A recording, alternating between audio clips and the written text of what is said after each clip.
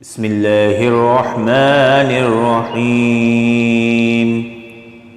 نحمدہ ونصلی علی رسولہ الکریم۔ سیرت النبی صلی اللہ علیہ وسلم قدم بقدم، پارٹ نمبر 19، جس کا عنوان ہے دین نہیں چھوڑوں گا۔ حضرت ابوبکر صدیق رضی اللہ عنہ کہتے ہیں، جب میں یمن میں اپنی خریداری اور تجارتی کام کر چکا تو رخصت ہونے کے وقت اس کے پاس آیا۔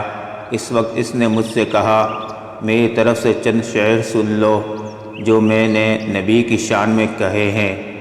اس پر میں نے کہا، اچھی بات ہے، سناؤ۔ تب اس نے مجھے وہ شعر سنائے۔ اس کے بعد جب میں مکہ معظمہ پہنچا تو نبی صلی اللہ علیہ وسلم اپنی نبوت کا اعلان کر چکے تھے۔ فوراً ہی میرے پاس قریش کے بڑے بڑے سردار آئے۔ ان میں زیادہ اہم عقبہ بن ابی معیط، شیبہ، ربیعہ، ابو جہل اور ابو البختری تھے۔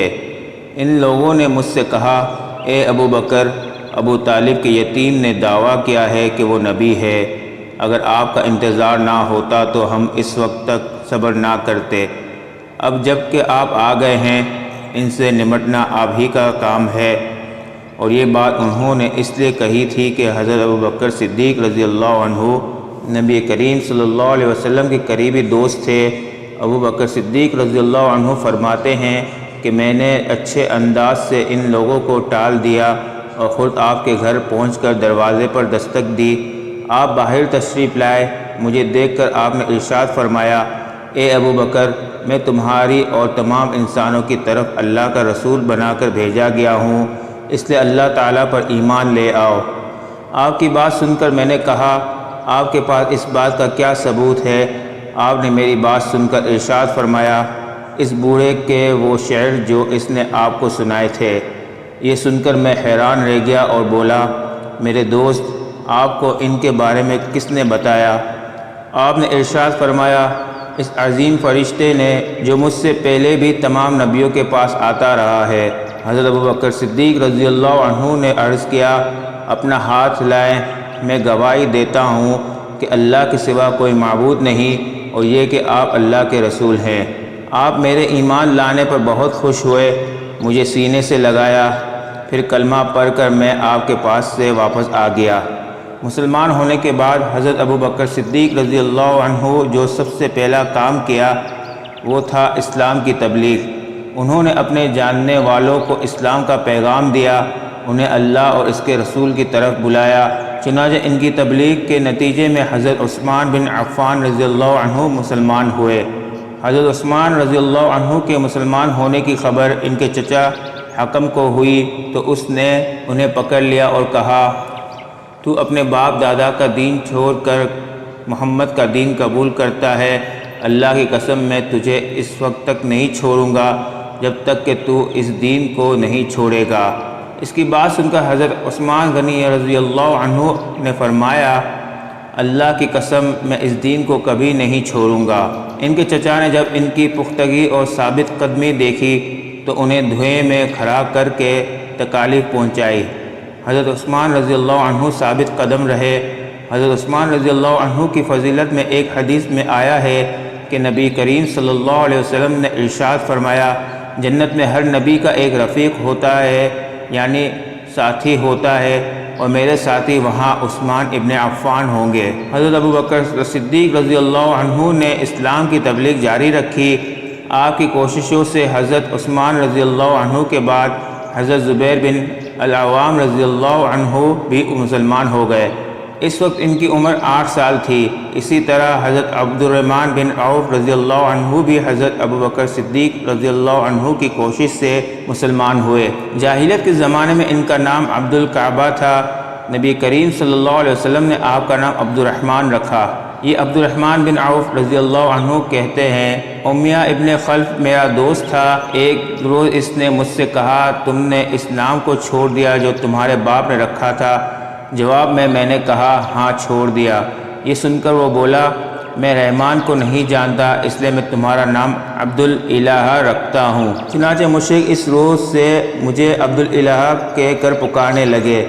حضرت عبد الرحمن بن عوف رضی اللہ عنہ اپنے اسلام لانے کا واقعہ اس طرح بیان کرتے ہیں، میں اکثر یمن جایا کرتا تھا، جب بھی وہاں جاتا عسقلان ابن عواقف حمیری کے مکان پر ٹھہرا کرتا تھا، اور جب بھی میں اس کے ہاں جاتا وہ مجھ سے پوچھا کرتا تھا، کیا وہ شخص تم لوگوں میں ظاہر ہو گیا ہے جس کی شہرت اور چرچے ہیں؟ کیا تمہارے دین کے معاملے میں کسی نے مخالفت کا اعلان کیا ہے؟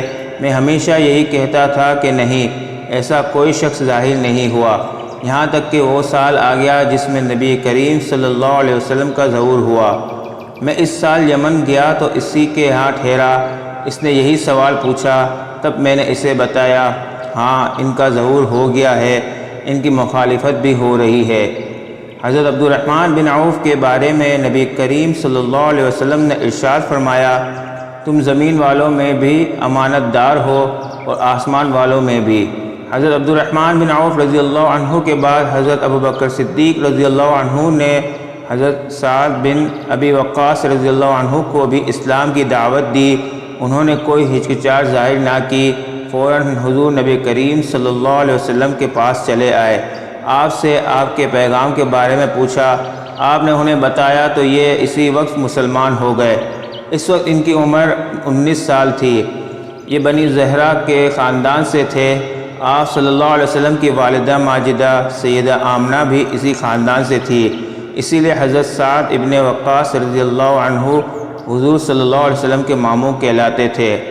آپ نے حضرت سعد بن ابی وقاص رضی اللہ عنہ کے لیے ایک بار فرمایا، یہ میرے ماموں ہیں، ہے کوئی جس کے ایسے ماموں ہو؟ حضرت سعد بن ابی وقاص رضی اللہ عنہ جب اسلام لائے اور ان کی والدہ کو ان کے مسلمان ہونے کا پتہ چلا تو یہ بات انہیں بہت ناگوار گزری۔ ادھر یہ اپنی والدہ کے بہت فرما بردار تھے۔ والدہ نے ان سے کہا، کیا تم یہ نہیں سمجھتے کہ اللہ تعالیٰ نے تمہیں اپنے بڑوں کی خاطرداری اور ماں باپ کے ساتھ اچھا معاملہ کرنے کا حکم دیا ہے؟ حضرت سعد رضی اللہ عنہ نے جواب دیا، ہاں بالکل ایسا ہی ہے۔ یہ جواب سن کر والدہ نے کہا، بس تو خدا کی قسم میں اس وقت تک کھانا نہیں کھاؤں گی جب تک تم محمد کے لائے ہوئے پیغام کو کفر نہیں کہو گے اور اساف اور نائلہ بتوں کو جا کر چھوؤ گے نہیں۔ اس وقت کے مشرکوں کا طریقہ یہ تھا کہ وہ ان بتوں کے کھلے منہ میں کھانا اور شراب ڈالا کرتے تھے۔ اب والدہ نے کھانا پینا چھوڑ دیا۔ حضرت سعد رضی اللہ عنہ نے اپنی والدہ سے کہا، خدا کی قسم ماں، تمہیں نہیں معلوم اگر تمہارے پاس 1000 زندگیاں ہوتی اور وہ سب ایک ایک کر کے اس وجہ سے ختم ہوتی، تب بھی میں نبی کریم صلی اللہ علیہ وسلم کے دین کو ہرگز نہ چھوڑتا۔ اس لیے اب یہ تمہاری مرضی ہے، کھاؤ یا نہ کھاؤ۔ جب ماں نے ان کی یہ مضبوطی دیکھی تو کھانا شروع کر دیا، تاہم اس نے اب ایک اور کام کیا، دروازے پر آ گئی اور چیخ چیخ کر کہنے لگی، کیا مجھے ایسے مددگار نہیں مل سکتے جو سعد کے معاملے میں میری مدد کرے تاکہ میں اسے گھر میں قید کر دوں اور قید کی حالت میں یہ مر جائے یا اپنے نئے دین کو چھوڑ دے؟ حضرت سعد فرماتے ہیں، میں نے یہ الفاظ سنے تو ماں سے کہا، میں تمہارے گھر کا رخ بھی نہیں کروں گا۔ اس کے بعد حضرت سعد رضی اللہ عنہ کچھ دن تک گھر نہ گئے۔ والدہ تنگ آ گئی اور اس نے پیغام بھیجا، تم گھر آ جاؤ، دوسروں کے مہمان بن کر ہمیں شرمندہ نہ کرو۔ چنانچہ یہ گھر چلے آئے۔ اب گھر والوں نے پیار اور محبت سے سمجھانا شروع کیا۔ وہ ان کے بھائی عامر کی مثال دے کر کہتی، دیکھو عامر کتنا اچھا ہے، اس نے اپنے باپ دادا کا دین نہیں چھوڑا۔ لیکن پھر ان کے بھائی عامر بھی مسلمان ہو گئے۔ اب تو والدہ کے غیظ و غضب کی انتہا نہ رہی۔ سبحان ربک رب العزت عما یصفون وسلام علی المرسلین والحمد للہ رب العالمین۔ ملتے ہیں اگلے عنوان میں جس کا نام ہے ذکر چند جانثاروں کا۔ تب تک کے لیے اجازت دیجیے، اللہ حافظ۔